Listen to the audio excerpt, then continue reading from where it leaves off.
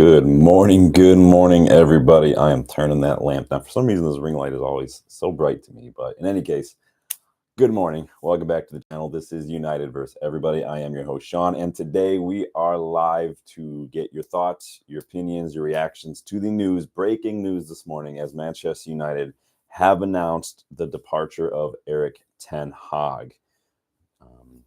Danny, welcome back, buddy. How are you? Let me, guys, get your thoughts in the live chat. I want to know what you guys is thinking of this.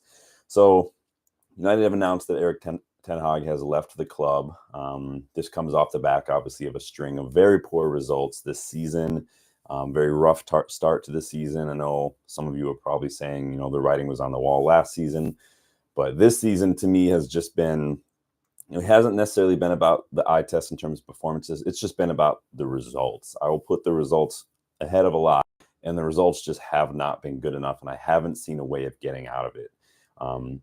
Is it weird, the two, as a United fan now? Like, I seem like this sort of news is not as shocking and as jarring to me as maybe it should be, because we're just used to it, right? Ziad, welcome back, but he says we're free. Ziad, obviously a tenhag out. Tenhag outer. Danny says he had to go. We all knew he had till Halloween, but we never thought shit would get this bad. Yeah, I was thinking there's got to be a way to turn it around. I mean, I'm looking at the statistics. We're creating all these chances. You can look at the matches. We're getting into good positions, but it's just whatever that final little X factor, whether it's the attackers or what, it's just not been there, and it's cost us. And I think that he hasn't helped himself, Tenhag, with some of the team selection this season.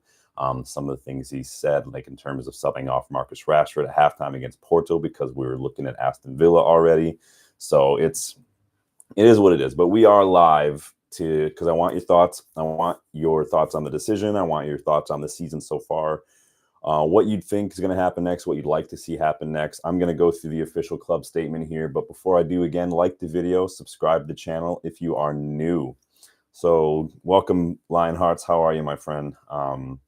So an official statement from Manchester United reads as such. Erik tenhag has left his role as Manchester United men's first-team manager. Erik was appointed in April 2022 and led the club to 2 domestic trophies, winning the Carabao Cup in 2023 and the FA Cup in 2024. We are grateful to Erik for everything he has done during his time with us and wish him well for the future. Ruud van Nistelrooy will take charge of the team as interim head coach, supported by the current coaching team, whilst the permanent head coach is recruited. So pretty brief, pretty straightforward statement from the club, very just factual. He was appointed at this time, and this is what it is. Seen a lot of people out there, you know, asking, you know, why is it taking so long for Ineos to make this decision? A lot of people have wanted tenhag gone, like I said, since late last season. Some people didn't give him a chance even from the start. It is what it is. I know a lot of people, although this season seems like the turning point for a lot of people. I know Danny has just told me the other day on one of the live chats, like he's finally kind of turned that corner and tenhag out. So this comes off the back, obviously, of 1 win in our last 8 in all comps, 4 wins, 4 losses, 5 draws in all competitions this season so far. Not good enough. We're sitting 14th in the league with just 11 points. -3 goal differential. We are 21st in the Europa League with just 3 points after 3 draws. So it's not difficult to see why Erik tenhag has been sacked. But let me ask you guys, though, while we're live and while we're all here, where did it turn for you? If you guys are tenhag out, if you change your mind, what was that turning point for you? What was the moment you decided for yourself that Erik tenhag was not the guy? Was it on like a macro level, just kind of look at things from a zoomed out lens? Was it an individual decision or moment or result or something that he said in a post-match or anything? What was it for you that made you kind of turn the corner? Lionheart says Kino at the wheel. It looks like it's going to be Ruud as interim for right now, as Danny says. So we'll see. Nick, welcome back, bud. How are you? But yeah, let me know when it turned for you on Erik tenhag. What was the moment? What made you decide, no, this is not the guy? What was that for you? And what is it about tenhag that made you decide that? Is it his tactics? Is it his team selection? Do you think that the league was too big for him? Is he out of his depth? You guys let me know. Nick says, I feel sorry for tenhag, but the sacking comes at the right time after winning just once in the last 8 games. Yeah, it's not been a good start to the season. So So the club has announced that Ruud van Nistelrooy is taking over as interim. Big question, big elephant in the room. Does Ruud get a free pass for you guys in terms of, his role and everything? He has been a part of the coaching setup since the summer. Obviously, he's played a role, whether you want to admit it, whether you believe it or not. Ruud has played a role in how things have gone this season in terms of the tactics, the trainings, and whatnot. So does that make him exempt from any sort of accountability when it comes to the results, when it comes to where we are right now? I think a lot of people felt that appointing Ruud in some sort of capacity was the plan all along. There was all that talk early on, like when things started to kind of get a little shaky, like this was Ineos's plan all wrong. Ruud comes in, Ruud's going to take over the job. That was the plan. But then didn't Ten Hag say that he basically chose Ruud? He was the one who called him. So you guys let me know. Are we going to turn on Ruud van Nistelrooy in a few months when results don't get better? Because, again, changing the manager isn't always just the simple way to solve a problem. It will be interesting to see if the team selection now, seeing as how Ruud does have firsthand knowledge of who the bluffers are in this squad, right? I've said many times I don't have a problem with Ruud as interim in that regard, but I can't repeat it enough. We cannot make the same mistake with an interim as we did with Ollie, where after a couple of good results, we hand him the permanent job. We cannot do that. What are you guys saying here in the mat here? Lionheart says, ever since I watched Thomas Frank on Match of the Day during the summer, I've been waiting patiently for this to happen. So Lionheart wants Thomas Frank. That's a big call. Danny B says, I like Frank, top coach, but United too big for him, I'd say. Yeah, I'd agree. I don't think Thomas Frank is that guy yet. He's still young, right? What is he, like late 40s or something? Young in manager terms. I'd like to see Thomas Frank do something. I'd like to see him make a solid push in a domestic cup. I'd like to see him do something. I mean, it's not like Brentford are doing super, super well. It's not like, De Zerbi when he took over Brighton or something, because Brentford are also a very well-run club in terms of that structure and their recruitment as well. But I do agree with you in that aspect, Lionhearts, where you say the big names haven't done much better. Yeah, it's not just about big names, not just about necessarily trophies, because like I said yesterday, I don't think someone like Carlo Ancelotti could come in to this club right now and do something with these players. I don't think it's just that simple. There isn't a simple solution. Danny says, scary times ahead. Lads, shit could never get better. Nick says, Edin Terzic is available. He took Dortmund to the CL final. He did. I do think that this club might be a little bit over his head as well in terms of, I'm not just saying because it's United. I'm saying because of the pressure, because of what you're walking into. It's a big job, not only to perform under the scrutiny, under the pressure, and under the stage and the scope of Manchester United, but also a big job to take over this build and turnaround. That's a big undertaking.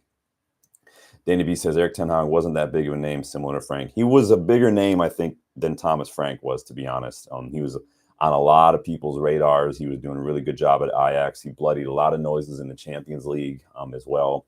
He was being looked at by a lot of clubs. And you remember Bayern Munich approached him last season as well. Ten Hag was a very good manager at Ajax. He was like the next big thing, kind of like what we're seeing from like Ruben Amorim right now. But I do agree, Danny, Terzic is not as good as Ten Hag. Terzic is not that guy yet. Terzic is young, though. So this is a big decision from Ineos, like I said, and many of you will say it should have been made months ago.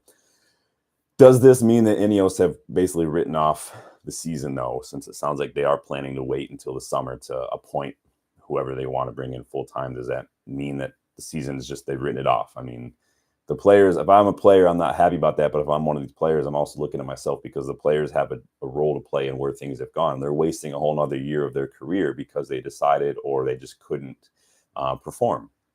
And so as a player, you only get maybe 15 years to play. So are you going to waste this many years just not playing and downing tools and throwing your toys out of the pram? Leinart says, the way he sets up Brentford with, in theory, lesser players has been really impressive. He's decent with the media. And more importantly, why the fudge not?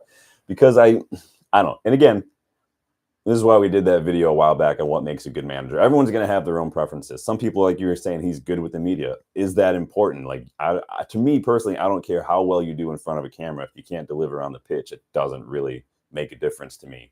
I'm not looking for an actor or somebody, to get out there. Don't put Robert Downey Jr. in front of the camera. I'm sure Robert Downey Jr. do a great job talking in the post-match presser, but is he going to know what to do? Can Thomas Frank handle pressure? Can he handle egos? Can he compete on a big scale? It's difficult. There's a lot that goes into it. And again, Lionheart's not saying you're right and wrong. I want everyone's opinion. I want your guys' thoughts. It's just, there's so much involved in this decision. It's why I don't envy owners in this regard. I think that this, like I said, this is a big decision, but as we're talking about new managers, this decision is not nearly as important as the next decision, which is who are we going to hire? Our next manager will be Ineos's first appointment, and the manager is going to say a lot. It's going to be very indicative of what Ineos, what their vision is, what the structure, what they plan, what the whole idea and mission and ethos and identity is for the club moving forward. Is it going to be someone young like an Amarim who is in for a rebuild, who's got tactics and maybe just a newer kind of fresh approach to the game? Is it going to be someone who's proven, someone like, I don't know, like is Ancelotti or something? I don't know. I'm just throwing names out. Whoever the first choice is, though, they need to pull out all the stops to get him in. I don't care how awkward it is with the current situation that this manager is in, like someone like a Nagelsmann who's recently been with Germany. I don't care how awkward that conversation is. I don't care how much it costs. Just do it. I know Nagelsmann has been linked today fresh. If that means he's got to leave the Germany team, so be it. Go get him. If that means we have to pay a release clause to go get Ruben Amorim in the summer, go get it done. You guys know I like Ruben Amorim. Just please, nobody in the comment, nobody say Zidane. I'm not here for the Zidane chat today. Darkro, welcome, buddy. He says, well done, Ineos. Danny says, I agree, Lionhearts, but our fan base don't have the patience and players think they are better than that level of a manager. Yeah, we do. I do think in terms of personality, it needs to be someone who these players are not going to get away with much with. I think Tenhag had his standards, right? And he had that discipline. I just think it didn't marry well with his personality as a person necessarily in terms of the way he communicates, his maybe limited grasp on the English language. I don't know. Darko says Ruud will be with us for the next 10 years. Yeah, we'll see. Lionheart, I'm not saying Thomas Frank is a bad manager. I think that there's a difference, though, between being good at Brentford and being able to handle United, as we've seen. Big managers who are arguably much better than Thomas Frank haven't been able to handle it at United. And so it's something's off. So then he says, Ineos need to step up now and get rid of the rest of the deadwood. We cannot give them another chance. Dalot, Rashford, Lindelof, Casemiro, Slav, Shaw, Anthony, even Bruno needs to go. Yeah, this is going to be a bit of a rebuild. Bruno is going to be difficult. Rashford is going to be difficult because both of them recently got new contracts. So they're probably here for the long term. But you guys let me know your picks. Is there a manager who might finally be able to get us back to where we were? Back to where we really should be. We've gone through David Moyes, Louis van Gaal, Jose Mourinho, Ole Gunnar Solskjaer, Ralph Rangnick, and now Erik ten Hag. We're going into our seventh manager in just over a decade since Sir Alex retired. That shows to me just an inept approach, complete lack of any semblance of competence from our owners in the past. I'm not blaming Ineos too much. I'm talking about the previous regime. And like Danny's saying, the fans are going to need to be patient because this change is not going to happen overnight. Ineos have already said it's going to take a bit of time. The last 10 years of the club has not been in the best environment for anybody to succeed. It doesn't happen overnight when it comes time to change that kind of structure and that kind of environment. Keep in mind, too, as far as patience goes, a single manager, a rich owner, a star player, they don't make the difference in the long term. They might, in the short term, make people feel better. They might, in the short term, get a few goals and good results. But I don't think Ineos are looking at short-term solutions right now. I think we know that. And like I said yesterday, the players have blood on their hands. Like Danny's saying, Rashford has gotten more than 5 coaches sacked. Danny says, but that's the problem, Sean. What's the problem? You talking about the contracts that some of these players are on? Lionheart's Ruud has been in charge of the finishing, apparently, and that's where we're failing. So now he's in charge of everything. Is Ruud in charge of the finishing? Has that been officially announced? I thought he was just basically part of the coaching staff. I think And I'm not saying you're wrong. I think that I haven't seen anything official to say what Ruud's role is in terms of a coach. We know that Benny McCarthy was a striker coach, then he left. But does that mean that Ruud immediately replace him? Does that mean that Ruud is the strikers coach because he was a striker? I don't know if I'm not saying you're wrong. I'm just saying I haven't seen anything to official in that regard. Ruud, if you look at his PSV side, he actually had them very, very compact, very hard to break down from a defensive standpoint, because I think maybe as a striker, he knows what makes it difficult for attackers to get into good positions. But he has done really well, Ruud, with young attackers at PSV. People like Bakayoko, people like Madueke, Xavi Simons. He's done really, really well with these players and helping them develop as attackers. Danny says, Rashford, Bruno, yeah, needs to go. I think an argument could definitely be made for Bruno. I think it's unfortunate for Rashford that he's looked good. I think Rashford definitely has some personal attitude, mentality issues, but I hear all the opinions. I hear all your thoughts. It's not a good look for anybody. Rashford's been here for a while, and he, like you're saying, he's played a big role in some of this. But the players as a whole, the squad as a whole, they have blood in their hands.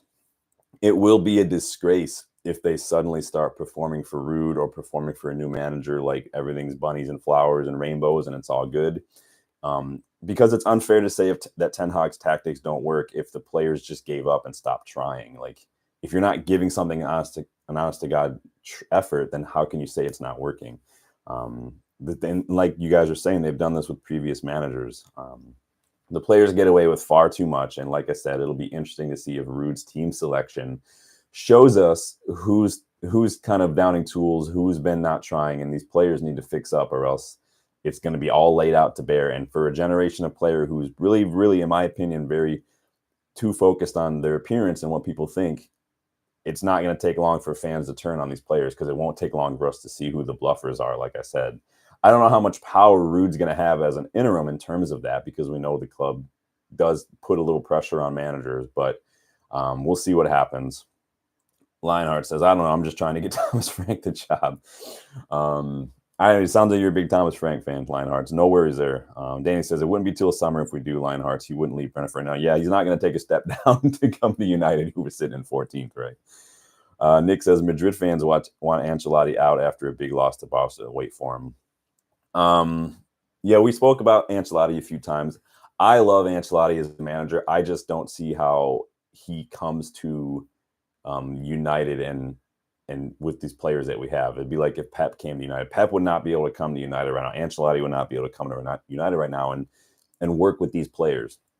And there's too many that are just not good enough, and not as good as maybe, like Danny says, that they think they are themselves. Ancelotti's coming from a squad at Madrid where you literally, I mean, I'm not dismissing anything that Ancelotti or like Zidane have done, but you literally don't have to do a lot at Madrid with the players that they have. You put the best players in their best positions and let them do their thing, and you generally have like a 99.9% getting a result on the day. Problem was against Barcelona, if you watched that at Clasico, like, is Kylian Mbappe, one of the fastest players in the world, was offside like 8 times. I don't get how that happens. I don't get how fast players like that are always offside. But fair play to Barca, fair play to Hansi Flick for playing that offside trap. But Madrid have got to do better. But Madrid are probably going to at least challenge for La Liga. They're definitely going to go far in Champions League. Madrid are never down for too long, because they just, again, quality in that squad is going to eventually rise to the top. We saw it in the Champions League last year. They looked a little iffy at times, but the quality just shines through. But Madrid fans are also very, very, very, very demanding. Madrid fans are a disgrace, to be honest with you, worse than a lot of the United fan base. I mean, the way they treated Gareth Bale was an absolute disgrace, in my opinion. That guy single-handedly won them major trophies, and the moment he has a bad match, like, they just hound him out. And people will be like, well, that's the standards. Like, if that's the standards, then count me out. I'm not interested in that kind of lack of support for your club. Danny says, Don Carlo wouldn't do much with this lot, to be honest. He's not in it long term. Lionheart says, surely Ancelotti is going to retire soon.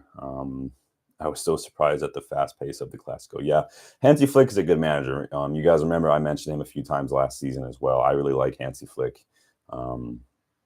He would have been a good pick for me, I think. So Frank is a dark horse 100. I mean, you never know. I know if Thomas Frank is listed in the bookies odds, but it's anyone's guess what's going to happen. I don't think that we're going to see Ineos go for like the big name. Like I said, please nobody mention Zidane. I'm not. That's never going to happen. And Zidane I'd put right in there with the Ancelotti category. Is just we don't have the players for Zidane. He's not going to get a lot out of them. So I know there was reports that we spoke with. We met with Xavi Hernandez, who was recently left Barcelona in the summer. Now a lot of people are going to go out there and say, well, he was sacked, so why is he good? Well, you got to look at the context of why Xavi left Barcelona. And this is going to sound like me saying I want Xavi. I'm not. You guys know I just like context. Xavi was left Barcelona. He was released after all that back and forth because he basically did not toe the party line when it came to the message, the brand that Laporta wanted to put out there, that Barcelona are fine, we're a huge club, we're not struggling. He basically said we don't have the money to compete with Real Madrid, which we all know is true because Barcelona are struggling, but that's not the message that ownership wants to put out. So he's basically let go for saying that in public. Not that he was a bad manager. I like Xavi's tactics. I like the 4-3-3 that he employed. I like the way his midfielders do rotate a little bit to create a double pivot and then jump into a 4-3-3. I think he's got good tactics. Obviously, he was an amazing midfielder. Probably, in my opinion, Barcelona's like second best player in the last couple decades. So, Nick says, you mean Frank Lampard? Oh, God, no. Danny says, I think it'll be rude till summer and Ipswich stay up. We go for McKenna. If we go for McKenna, that to me is just not great. McKenna, I need McKenna to have if he leaves Ipswich this summer, first of all, for me to even consider McKenna on a future possibility, he needs to keep Ipswich up. If he doesn't keep them up, then we're not doing it.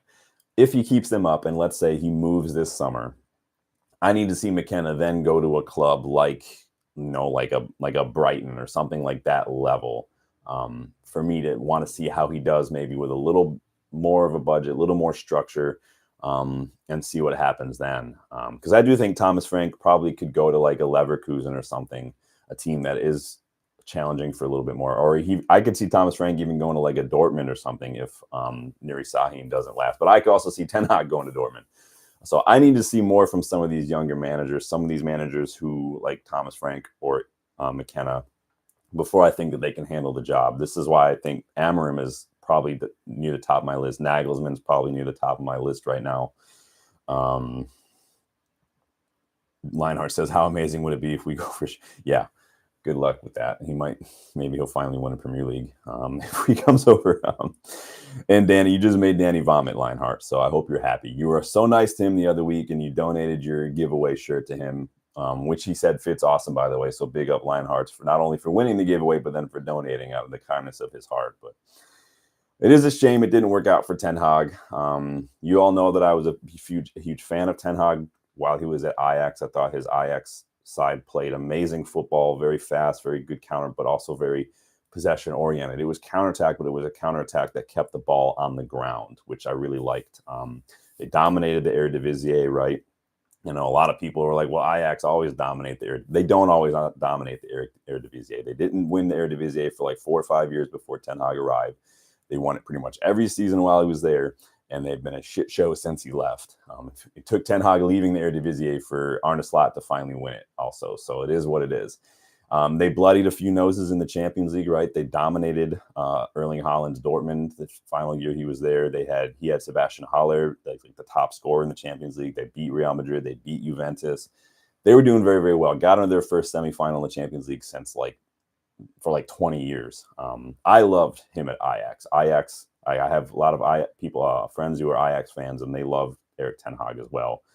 And to his credit, he did his first 2 seasons at United for Ten Hag were solid numbers wise, especially maybe not always from an eye test standpoint, but his numbers were impressive. He was, in a lot of different metrics. He was better than Arteta. He's better than Jurgen Klopp. He's better than even Pep in some regards, when it comes to what he's done in just a short time here. And again, you can't deny Ten Hag, and people are going to banter Ten Hag. They're going to banter me, but you can't deny him the fact that he got the 3 finals and won 2 trophies. And that performance against City in the FA Cup final last year was a thing of beauty. And under him, we had one of my best memories, best matches in recent memory, beating Liverpool in the FA Cup quarterfinal. That was probably my match of the season last year. But it does seem like perhaps the job was just a bit too big for Ten Hag. He does have a system like we spoke about yesterday. Does that system necessarily work in the Premier League? Maybe doesn't seem like it's a good fit. It might be a better fit in like Italy or something. I don't know. But he'll be back managing before long, so I don't feel bad for managers when they get sacked. Like I said, they get a nice big payout. They usually aren't jobless for too long. No matter how poorly they did at their previous clubs, they're all usually, Jose Mourinho is making Jose Mourinho to me isn't a manager. He is a payout professional. He's just racking up these payouts from these clubs that he's been sacked from these days. I told my wife, I might just go be a manager just for the sacking and to get the payout anyway. I'll just apply and last the day and then be like, all right, give me my bank. I have no doubt that Ten Hag will be managing soon, and I have no doubt that he'll probably go on to win trophies wherever he goes next. I think, again, he could do well in Italy. I think he could go take over at Dortmund right now and do well with them. He could probably take over at Bayern right now because Vincent Kompany is Vincent Kompany. Maybe Leverkusen for Ten Hag if Xabi Alonso leaves in the summer. Heck, Ten Hag could even return to Ajax and probably have them dominating again before the end of the season. So I don't feel too bad for him, but if you guys are just joining us, the news is today that Manchester United have sacked Erik ten Hag. He has departed the club. Ruud van Nistelrooy will be taking over as an interim basis until the summer. So hopefully Ineos are looking for their top targets. Hopefully they go all out to get their top targets. You guys let me know who you like. Lionhearts is all over Thomas Frank. Danny, who are you looking at, man? Who would be your pick? Danny B says Van Gaal warned him. Yeah, Van Gaal. And there's a reason too. And before people go and if you look back, we approached Jurgen Klopp and Jurgen Klopp said no. We're run too much like a business. So many managers have come out since being sacked from United, criticized the way we do things. Like you're saying, Danny, Louis van Gaal is warning players not to go, warning managers not to go because of the way the club has been run over the last decade. We're not a serious football club under the Glazers. We weren't serious under Woodward. We just weren't. And it's telling when top managers don't want to come for that reason. We know people will say the club has spent this much, but they haven't. There's a difference between spending money and backing a manager. There are so many players that David Moyes didn't get, Louis van Gaal didn't get, Jose Mourinho didn't get. And before you say, well, Jose got Pogba, Jose didn't want Pogba. If you think Jose looked at Pogba and said, yep, I want that midfielder, that's not the way it rolls. Lionheart says, maybe we'll finally see Xerxes in Hoyland. I'm still waiting to see Xerxes. Fair play to him. He's got a couple assists and he's got a goal against Fulham. But I haven't seen enough from Xerxes with the situation. He looked better yesterday, at least way better than he did the other day against Fenerbahce. But I still have not seen enough from Xerxes, in my opinion, to make me feel confident moving forward. Danny says, let's go, Ruud. Open-minded, yeah. We're going to support Ruud. Obviously, he's not here with an eye to be the permanent boss, but he is here. I am going to hold these players to a very, very, very, very strict standard right now. I'm going to demand a lot more from these players because they have blood on their hands, like I said. So the players right now are in a lose-lose situation for me. If they do well, I'm going to be pissed because that they down tools. If they do poorly, I'm going to be pissed because they're doing poorly. I hold the players at United to a high standard. The professional footballers, they should be trying. They should be doing better. Dallas should be doing better with the chances he's got. Garnacho, Bruno, all these players should be doing much, much better. And so I will hold them to a high standard, and I will place them under a microscope the rest of the season because, like I said, depending on who Ruud chooses for his team, that could be telling. Depending on who decides to suddenly turn it around. Dallo could turn into a world beater on Wednesday and then maybe come around in the weekend and new manager bounce. And yeah, if we get 3 points against Chelsea, awesome. But at the same time, if the players suddenly do it because they turn around those performances and suddenly look like world beaters, I'm going to be annoyed. And I'm going to let you guys know. You guys are going to hear about it. Danny is done with Dallo. Dallo's not having a good season. I'll say that. And it's frustrating because we know that he can perform a lot better. He just has not looked switched on defensively since the season started. He's just too many simple mistakes. And you could argue that it was like that towards the end of last season too, that failing to close attackers down before they put ball in the box is something that Dallow's guilty of. His final ball has not been great since he arrived, but I don't know what to do to get him to fix that other than just tell him that's all you're doing in training this week is just working on the final ball. You guys let me know. Lionheart says he's also fighting for his job. If he doesn't get the job full-time, then what does it mean for him this summer? Yeah, we asked that the other day. I think that Ruud is a student as far as coaching goes. He took that year off between PSV and joining United to study. He spent time with a lot of managers. He spent time with Pellegrini. He was meeting with Marcelo Bielsa. He went to go hang out with Ancelotti at Madrid. Ruud wants to learn. He is a sponge when it comes. And you guys, I did that video on Ruud as well. Go check that out if you haven't yet. But Ruud loves to learn. He's really tactical. His communication, his man management is very good. I'm not saying that means I want him to get the job full time because I need more experience, but he's had experience working under tenhag and working with these other managers. He does really well with young players like he did at PSV. But if he knows that he's here for the interim, it just depends on what Ruud wants to do. If Ruud gets job offers in the summer and he wants to move on, then I'm not going to begrudge him that if he earns it. But if he takes this job as an interim expecting that a few good results are going to make him get the permanent job and then he throws a fit because he doesn't, then that's on him. I'm not going to say that he should get the permanent job because, like I said, we can't make the same mistake that we did with Ollie. It will be interesting, though, to see what happens in the summer.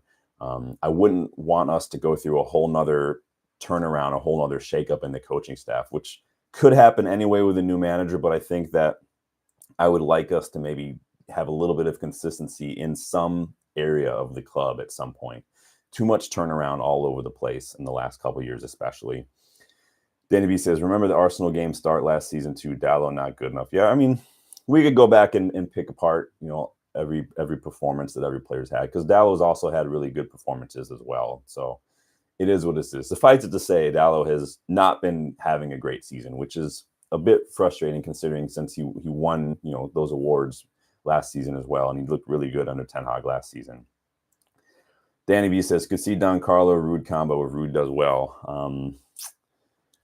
It's, again, I'm not saying I don't want Carlo. It would be a dream. I struggle to see Carlo replicating the kind of success that he has at Madrid, at United. Yeah, he'd come in and he'd be a big name. The players would have to basically just respect him, and he'd start with a lot of, brownie points, but at the same time, is he going to be able to manage and get results with a squad that's just nowhere near the level that he's had at Bayern, at Madrid? Like, that's a struggle. Would Pep come in and do that? Pep needs a blank checkbook and he needs stacked squads, or else his tactics just don't work that well. We've seen how they've struggled sometimes without Rodri, without one player. Like, Pep does well when he's got the best players in the best positions for his tactics. And you're just not going to get that at United all the time, especially right now because we're skint. We're not just blowing money like we did under the Glazers. And the reason we can't afford players now is because we blew so much money under the Glazers. And not just on players, on just a lot of the other lavish stuff. And quite frankly, on spending money to sack managers. Danny B says, cost us $10 million to get Nagelsmann. Do it or wait and see. I think that if you have your top manager choice, you get him. $10 million in the grand scheme of things is nothing. The question is, does the manager that you want, do they fit the identity, the ethos, the mission, the way you want United to be moving forward? Whether that's focusing on attacking play, focusing on youth, focusing on dominating games, whatever that looks like, does the manager suit what you need? That's what Liverpool did when they bought Jurgen Klopp. It wasn't, let's buy Klopp and then let's buy all Klopp's players, because there are many players that Klopp didn't want and many players that Klopp did want that he didn't get. It's, this is how we want to play at Liverpool, and Jurgen Klopp is a manager that suits that system. Jurgen Klopp was a Moneyball signing at Liverpool.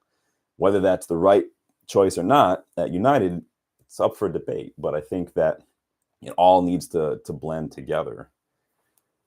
Danny B says, same profile as Erik ten Hag, to be fair, or to be honest, Nagelsmann similar. I think that Nagelsmann is that generation, that young, exciting, Amorim, Thiago Motta, kind of De Zerbi, even kind of generation of these young, fresh managers who are up and coming. Obviously, he did really well at Hoffenheim. He did really well at RB Leipzig. Struggled a bit at Bayern, but I think that from what I've read anyway, the issue at Bayern was more, it was almost like Pep in some of these finals that Pep has lost is a little, he got a little too tinkery, a little too change things up a little too frequently, a little too much. And the players didn't like it as much. And so that can happen. I think when you're a young manager and you're still trying to figure things out, it's easy to kind of overthink and over tinker. I think, but he's still so young. He's like what, younger than I am, I think, Nagelsmann. So but he's shown a lot. So I really like Nagelsmann. I really like Ruben Amorim. They are, like you're saying, very similar profile to Erik tenhag. You know, did a lot to change some of the clubs that they showed up at, shook up a little bit of the dominance in the leagues and stuff. So, and they have tactics. The questions are, would those tactics work at United? Amorim presents a whole new formation, whole new tactics. Nagelsmann, to a degree, you know, he made his name playing a 3-5-2. Amorim plays a 3-4-3/3-4-2-1, which I think could suit us. Honestly, a 3-4-2-1 would be ideal. I'd like to see us utilize these things more frequently. Let Dalot have a break, whether that's because of exhaustion or because of quality. Let him have a break and play a 3, play some wing backs. Play Amas in a 3-4-2-1 against Leicester this week and see how it goes. I mean, what's the worst can happen? Rude's interim. What are they going to do? Fire him when it goes. Danny says, no, half our players can't conduct any tactics but counterattack football. Danny, and I've been saying that for years, man. I've been saying that's exactly why we look better in Ten Hag's first season, because he was still playing that way. That's why I've been saying things break down when Rashford and Bruno get the ball, why we struggles. Our players can't play tactical football. They don't have the footballing IQ. We've struggled under Ragnick. We've struggled under Ten Hag. We didn't struggle with, they don't look bad under Ollie and Marino because that's how these players play. Bruno is a counterattacking player. Rashford is a counterattacking player. You can argue Garnacho is a counterattacking player as well. And that's why Maguire looked better under Ollie, because his job was just to defend, get the ball out, and go. Danny says, Deadwood's still there. Bad signings at high price cost Aaron Ten Hag. Yeah, well, it cost him. It's not his fault. We can blame the talent identification, but you never know if a signing is going to work out or not. You just don't. You're supposed to trust your analysts, your scouts, your recruitment, and we didn't have that when Erik ten Hag arrived. I don't blame managers for price tags on players. That's not their fault. And I don't blame them for wages. That's not their fault either. This is an FC 25 where you decide everything in manager mode. Managers, and Erik ten Hag, quite frankly, shouldn't have had a big role in the recruitment as he did. He had to take that on because of just how we are at United. We're not good at it. So it is unfortunate, but you guys be sure to get your thoughts in. You know, who's your pick? What do you think is going to happen the rest of the season? Does this change your expectations for the rest of the season? Are you excited to see how Ruud gets on? And for any of you guys who didn't watch the Eredivisie when Ruud was at PSV, you're in for a bit of a treat if things go well, because we are going to be more compact if things start clicking. I do think he'll get some of these younger attackers a little bit more. It's not even about scoring goals. It's about decision-making in the final third. Ruud was known for turning young attackers like Madueke, Bakayoko, Simmons into better decision makers in the final third. When to shoot, when to look for the ball, when to get into the box, when to maybe pick your moment. He's really, really good at that aspect of coaching his attackers. And I will see, because the decision-making in the final third has been our biggest problem this season. The decision-making, the lack of clinical finishing. Just because Ruud was a striker and one of our best strikers doesn't mean we're all of a sudden going to see a turnaround in the finishing. We got to be patient. He can't just change these players into world-class strikers overnight. So we will see what happens. Danny says 100, onwards and upwards. Yep, we'll just support everybody, be patient, hold the players to a high standard, because if you don't, then they're just getting away with murder again. But we'll see what happens. But in any case, Ten Hag has been relieved of his role as Manchester United manager. Best of luck, Erik, in your future endeavors. It's a shame it didn't work out. It just seemed like maybe it just wasn't the right fit, as we've seen. But he did give us some trophies, so we do thank you for the FA Cup, especially the Carabao Cup, especially. Glad to get a couple more trophies. I do rate the domestic cups. Hopefully you guys too. But get your thoughts in. Like the video. Please subscribe to the channel if you are new. That is going to do it for me. I will try to be back tomorrow to preview the League Cup. Games are coming thick and fast. I got a really busy schedule this week, so hopefully I'll do that. Thank you, everyone, for stopping by today. I know it was an impromptu video, but you know, that's the way things are. So thank you, Danny. Thank you, Lionhearts, Dark Crow, Riyadh. I saw you up there. Nick, as always, thank you. Or Ziad, sorry. I will see you guys on the next one. Enjoy your day, and we'll see what happens against Leicester. And maybe this could be something that pushes us over the line against Chelsea this weekend. We'll see. I'm not holding my breath, but I will see you guys on the next one. Enjoy your day, and I will talk to you later. Bye.